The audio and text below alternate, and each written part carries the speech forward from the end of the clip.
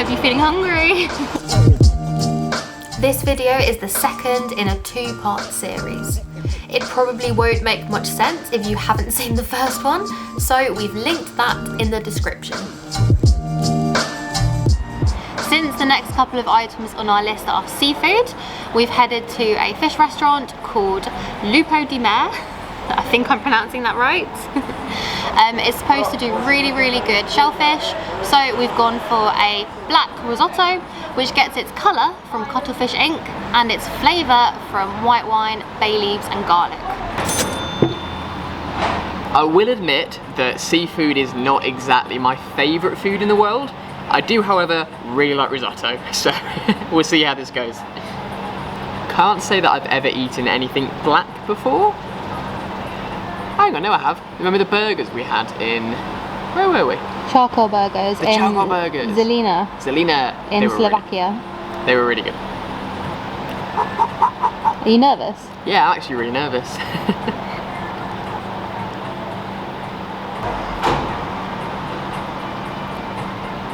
I really don't know how to describe it.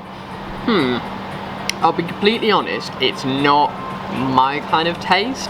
It's got a very strong fish taste, which, duh, but it's just not my kind of thing.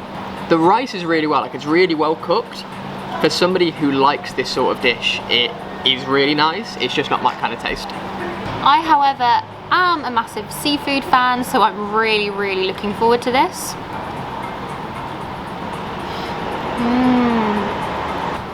That rice is perfectly cooked. Personally, I think risotto should always be al dente. Maybe my Italian roots, don't know. But this is perfectly al dente. Sauce is very rich, flavourful. You can really taste the garlic, white wine, and I do like the addition of coriander as well. Fresh coriander on top. Very good. The only thing I would say is that I'd like a bit more seafood actually in the risotto, but for the price we just paid, it's not bad at all.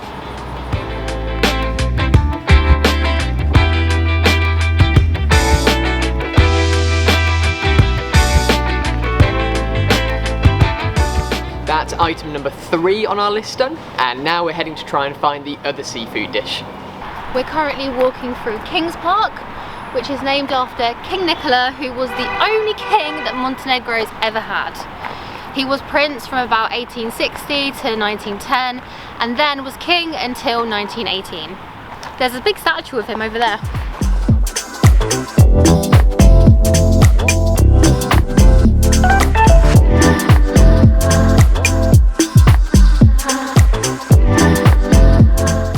This bridge we're currently walking across is called Old Ribnica River Bridge.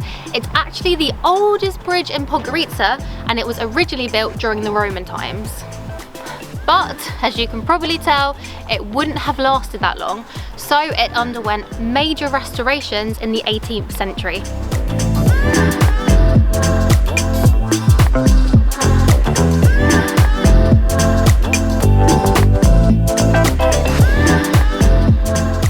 We haven't been able to find anywhere that does the other seafood dish that we've been looking for, but now that we've crossed the old bridge into the old town, we do know that there is somewhere nearby that does 2 of the other items on our list, so we're heading there now. We've arrived at our next stop, and it looks like it's got a really pretty garden area.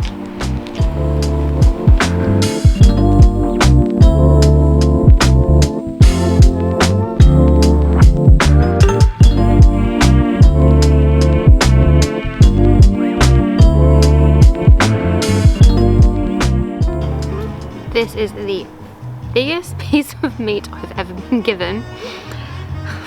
I'm really glad we're sharing bits of both of these because this is so much meat.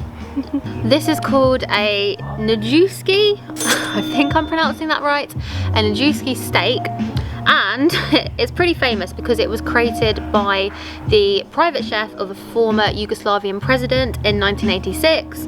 He basically got either veal or pork and stuffed it with prosciutto and cream cheese and called it steak. And what you see here is now a national dish of Montenegro, and it looks amazing.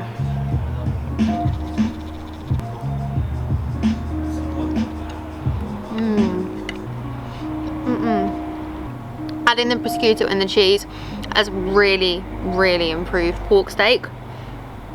Why don't we do this in the UK? It's such a great idea. This massive piece of meat also came with potatoes and rice, and we've got a whole basket of bread to share between us. Somehow I don't think we're going to manage it all. I've gone for what is essentially a Montenegrin Sunday roast. It's called Satcher, and it's a traditionally meat and potato style dish. It usually comes with either goat, lamb or veal. This time around I've had the veal. It's cooked under a metal dome covered in hot coals, which is where the name Satcher comes from.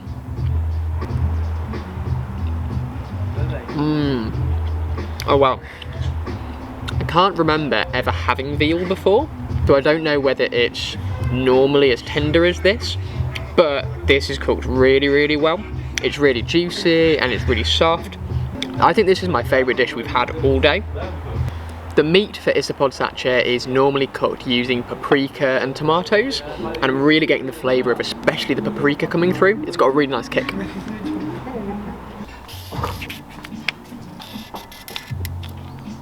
We are so full that we absolutely can't eat another bite, and yet we still need to make room for Montenegrin pancakes.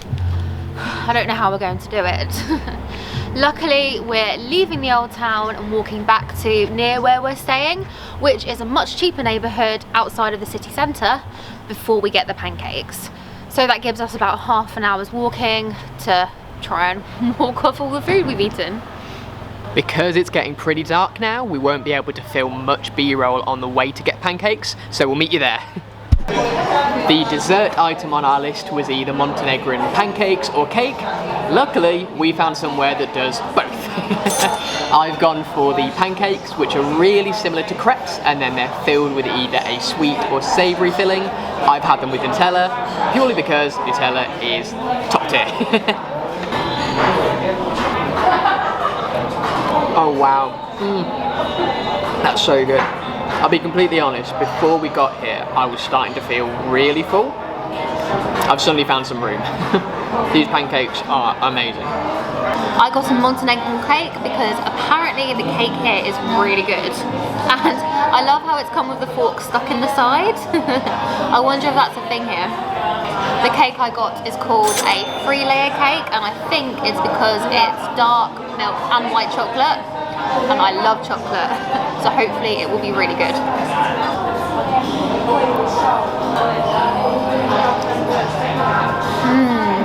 The dark chocolate bit on the bottom is a very thick, kind of cakey, moussey consistency, like tiramisu. The milk chocolate and the white chocolate bits in the middle are basically like cheesecake, and then there's a caramel milk chocolate layer on the top. It's so good and so rich. Oh. Montenegro, your cakes are amazing.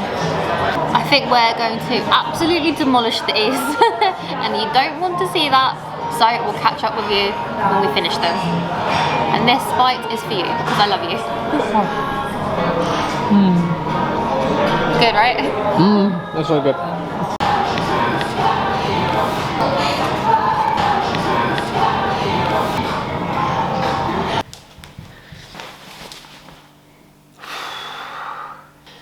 I am unbelievably full.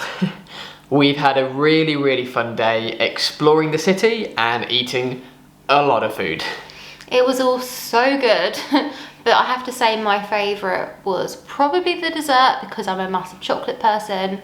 But out of the savoury food, honestly, probably the breakfast porridge that we had. Yeah, I would probably say that was my favourite as well. I can't tell if that's just because I was really hungry when I woke up. It was so much cheese and potato, and there was a lot more flavour to it than I kind of expected as well. Yeah, I think we were expecting kind of a similar thing to English porridge, but it was so much better. Yeah.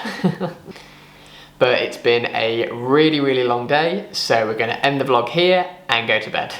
Tomorrow we're going to Albania, which we're both really excited about. We're heading to Tirana, which is the capital city, on the bus. So it's going to be a long travel day with a border crossing, but we should get to explore the city when we get there.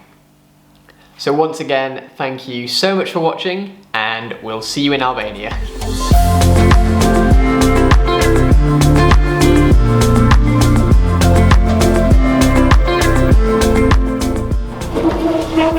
The heaviest chair.